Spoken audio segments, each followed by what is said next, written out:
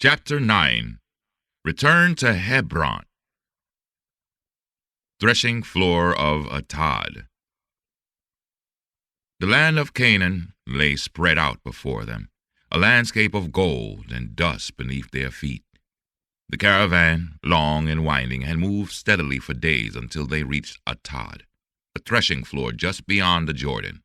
Here, they would pause for 7 days of mourning, as was the custom of both Israel and Egypt. The air was hushed with reverence. The sun hung low in a pale sky, and the grand procession came to a solemn stop. Joseph dismounted first. He stepped toward the bier alone. The others held back, sensing he needed a moment. He knelt, resting a hand lightly on the linen-wrapped form. "We made it, Abba," he whispered, his voice thick with emotion. "I brought you home." His eyes closed, breath-catching. "I am the boy who was taken from you, forced to grow up in Egypt alone. But I am still your son." Then he stood, composed once more, and signaled for the others to follow. One by one, the brothers dismounted and approached, the dust of the journey clinging to their cloaks. Reuben was the first to speak, his voice rough with reverence. "Elohim has kept his promise. He brought us through bitterness and into blessing." Judah laid his hand over Joseph's shoulder. "And he brought us together, brothers once broken, now whole." Benjamin stepped forward, whispering, "This is not just a burial, it is a homecoming." And from each pair of lips, softly at first, then more strongly, "Blessed be the name of Elohim, who keeps covenant through generations." Here, for the first time in the journey, the Hebrew and Egyptian customs merge into one powerful gesture of loss and legacy. Clothed in torn garments, the sons of Israel stood shoulder to shoulder. No pride, no rank, only grief and unity. They poured ashes on their heads. They fasted. They wept openly. Judah's voice broke during prayer, and Simeon, once hardened and brash, held on to Naphtali as if drawing strength from him. Reuben knelt beside the bier for hours, whispering, perhaps apologies only Israel would ever hear. Ephraim and Manasseh sat with their uncles, watching, learning. Manasseh took a turn pouring oil on the altar stones. Ephraim read aloud from the ancient prayers Joseph had taught them in secret. For them, this was a rite of passage, a binding not just to Egypt or their father, but to Israel's legacy. Officers of Pharaoh's court, scribes, and high-ranking officials stood in quiet awe around the periphery. They had expected to see tribal customs that were rough and primitive, but what they witnessed was a mourning unlike anything they had ever seen in Egypt. Deep, spiritual, raw. One nobleman muttered, "This is not the grief of shepherds. This is the grief of kings." And so the place was named by the locals Abel Mizraim, the mourning of Egypt. The quiet threat. On the third night, the spies watched from their camp, positioned a safe distance away from the firelight. Their robes were dusty, their expressions unreadable. The younger one, crouched near the edge of a dune, murmured, "He prays like he believes it changes things." The older one didn't answer at first. He watched Joseph as the vizier knelt beside the bier, arms lifted, voice trembling in a prayer that seemed to shake the earth around them. "It makes him dangerous," the elder said quietly. "Faith like that moves armies." The younger spy frowned. "I've seen generals with less loyalty than these brothers have to him." "He's not just a brother," the elder replied. "He's become a root. Cut the root, and the tree will fall." They sat in silence for a while. The younger reached into his pouch and pulled out a small copper ring, marked with a sigil of the temple of Amun. "What if we're wrong? What if he is, in fact, just a shepherd who rose too high?" The older man's gaze never wavered from Joseph.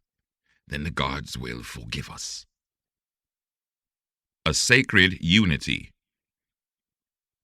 That night, around the main fire, Joseph sat with his brothers, a goblet of wine in his hands. Though he hadn't touched it, his eyes were fixed on the flames.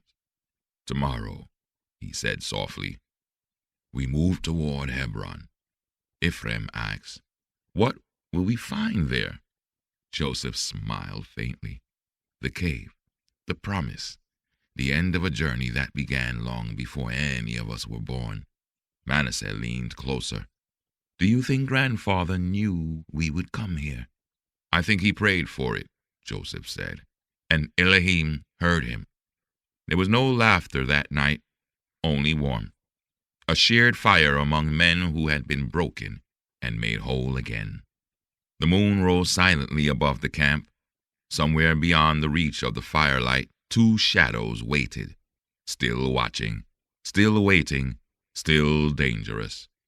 But for now, the people of Israel and Egypt mourned as one, and Elohim was near. Judah and Zebulun scout ahead.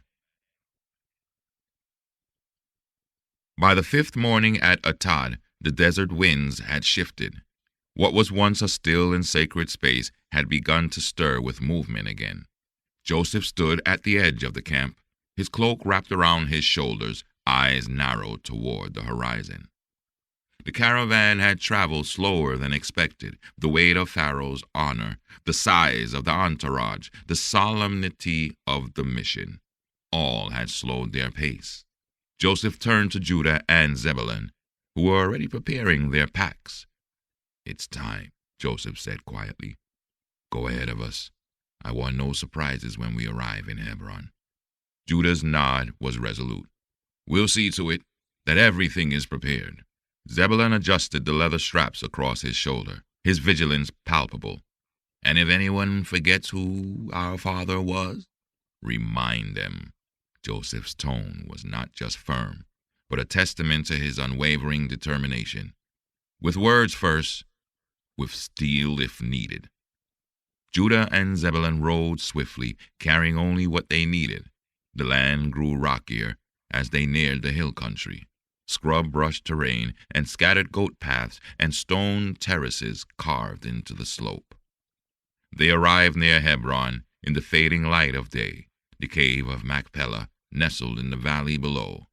At the outer gates of the region, clan leaders from the Hittite families and several local overseers greeted them. Most were polite, remembering the tales of Abraham, Isaac, and Israel, the foreigners who had once purchased land and left legends in their wake. But not all were welcoming. Tense negotiations. In a stone-walled chamber near the city's entrance, Judah sat before a group of elders, laying out the terms. Zebulun stood beside him, silent but ever watchful. Judah's voice was calm, but resonant.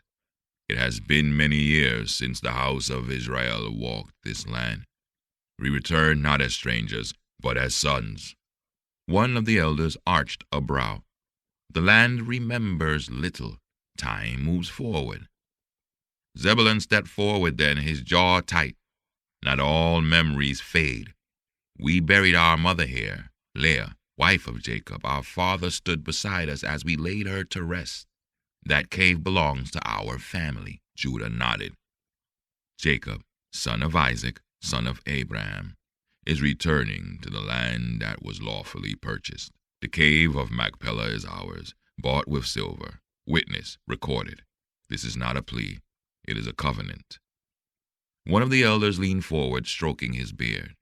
"Time has passed. Land changes hands. Some may say the price must be renewed." Zebulun stepped forward then, arms crossed over his chest. "And some may find themselves without hands to change anything if they dishonor the name of Israel." The man paused, clearly measuring whether to laugh or not, but Judah's gaze did not waver. "Do not mistake reverence for weakness," Judah said. "We are coming with Pharaoh's blessings and armed men. If you seek silver, you will receive what is fair. If you seek deceit, you will find war." There was silence in the chamber. Then an elder in the corner, a man whose hair was more white than gray, spoke at last. "The sons of Israel have returned." And with that, the tension broke. The others nodded in assent. They would not contest the burial. Not this time. The caravan approaches. As dawn broke over the mountains, the caravan could be seen in the distance, a solemn river of movement across the hills.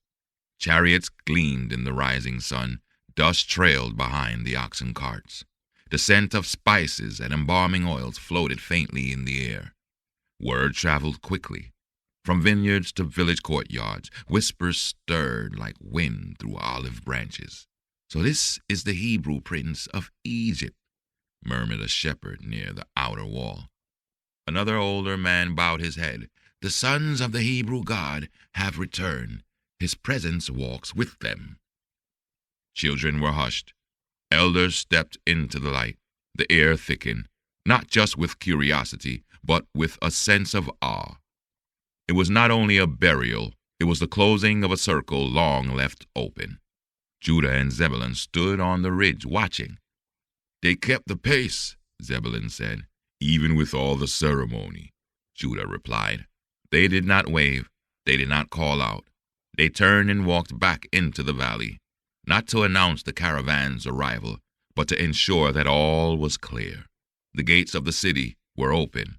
The people stepped aside, and the sons of Israel entered Hebron in silence, bearing their father to the land of promise. Shadows among the firelight.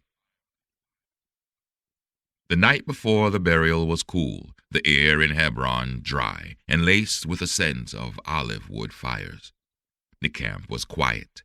Most of the men were resting in their tents or speaking softly near the edges of the stone terraces. The brothers had gathered earlier to plan the rites, and now, at last, the valley slept. All except two figures seated near the back of the encampment, behind the shadows of a large cart. The elder spy leaned forward, voice low. "Tomorrow they bury him. After that, the guard will thin out." The younger glanced around, eyes steady but alert. "Then we will strike on the way home?" "We strike when he's distracted, when the morning has passed, and their guards drop." He ran a finger along the edge of his dagger, careful to keep it hidden under his cloak. "One cut, and it looks like a thief's hand." The younger spy frowned slightly. "What about the sons, Ephraim, Manasseh?" "There'll be silence another way, if needed." They said no more. The night wind swallowed their voices. A brother's instinct. Nearby, Dan stirred from his place near the central fire. He hadn't been sleeping, not deeply. The rhythm of the camp, the silence of the hills, it had all felt wrong tonight. He stood, stretching, pretending to walk toward the water skins, when he caught the faintest glint of movement by the far cart. He squinted. Two men, neither familiar, were whispering, not like friends, but like predators. Dan had spent enough time fending off raiders and thieves during the wilderness years to know the look of someone watching their prey. He said nothing. Instead, he turned, walked a long way around the camp, and approached Joseph's tent quietly. "Joseph," he called gently from outside. Joseph stepped out, robe drawn, his eyes alert. "Is there trouble?" "Maybe," Dan said. "We have an inside threat." Joseph narrowed his eyes. "Go on." "There are two men who do not belong to us. They speak little. They move like men used to hiding." Joseph's brow furrowed. "You're sure?" "No, but I've seen the signs before. Something in my gut says we're not alone tonight." Joseph exhaled, then nodded. "Thank you, brother. We'll watch, but say nothing for now." Dan gave a curt nod and disappeared back into the darkness. Inside the tent, Joseph turned toward the closed flap, his hand tightening into a fist. He had known from the beginning. Nephirah had never hidden it well, his polished words, his thin-lipped blessings, his eyes always watching like a serpent behind the veil. Joseph didn't need confirmation. He knew the high priest of Amun wanted him dead from the first moment Pharaoh lifted a Hebrew higher than a magician. But Joseph also knew who had raised him. Elohim had not brought him through the pit and the prison to abandon him in the wilderness. He would be ready. Above all, he would keep his sons safe, because whatever hatred stirred in Nephirah's heart, it would not touch Ephraim or Manasseh, not while Joseph still breathed. The night before the burial. The hills around Hebron lay in solemn silence. Fires burned low, casting long, flickering shadows against the walls of the tents. The camp was still, but not resting. Joseph stepped out of his tent, the flap falling shut behind him. He just returned from a whispered exchange with Dan, one that confirmed what he had long suspected. They were not alone. He scanned the camp once, then made his way quietly to the smaller tent beside his own, the one where Ephraim and Manasseh were resting. He paused just outside, listening. A father's instruction. "Do you think Father's worried?" Manasseh asked softly. "He hasn't said anything," Ephraim replied. "But his eyes have changed." Manasseh sat up in his bedroll. "Everyone's tense. The guards, Uncle Dan, even Uncle Zelan has been watching the shadows."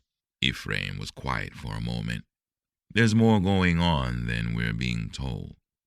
Joseph stepped inside without a sound. Both boys turned, startled but not afraid.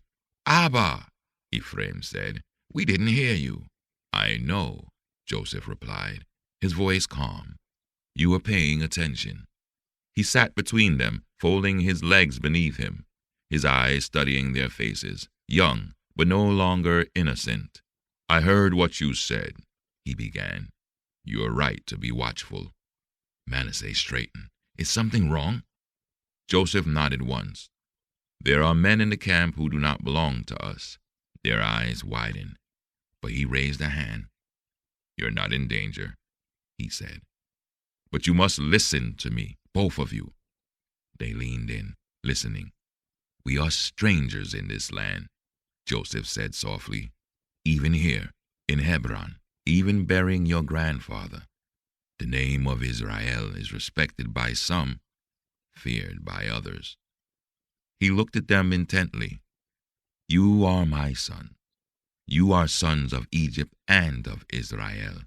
That means you walk a path with no guide but Elohim. It means you must be careful, and when danger comes, you follow instructions immediately." Ephraim nodded slowly. "We understand." Manasseh glanced at his brother, then back at his father. "Why didn't you tell us sooner?" Joseph exhaled, the weight of years behind his eyes. "Because I wanted you to sleep soundly while you could. But that season is ending." He stood, pausing at the flap. "Tomorrow we bury your grandfather," he said. "After that, we return to Egypt. But not all of us are coming for peace." He turned back, offering them one final glance. "Be alert, be obedient, be sons of Elohim."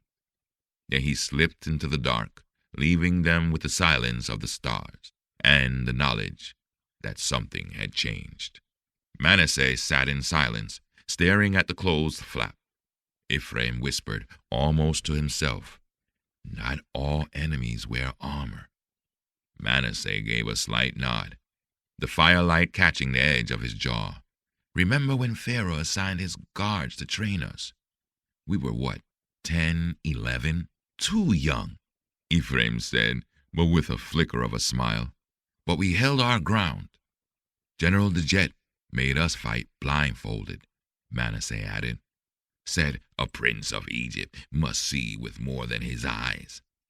And father said, Ephraim continued, lowering his voice in imitation, "A son of Israel must listen to Elohim before he lift his blade."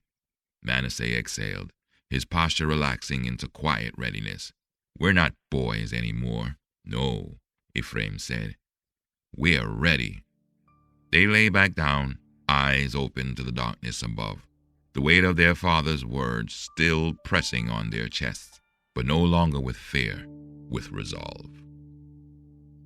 You've been listening to the Moses Chronicles Prelude, narrated by M. McIntosh. To explore the full audiobook, purchase it in digital or printed form, or discover companion writings, visit moseschronicles.com. For more sacred fiction, subscribe and journey with us through promises, exile, and deliverance.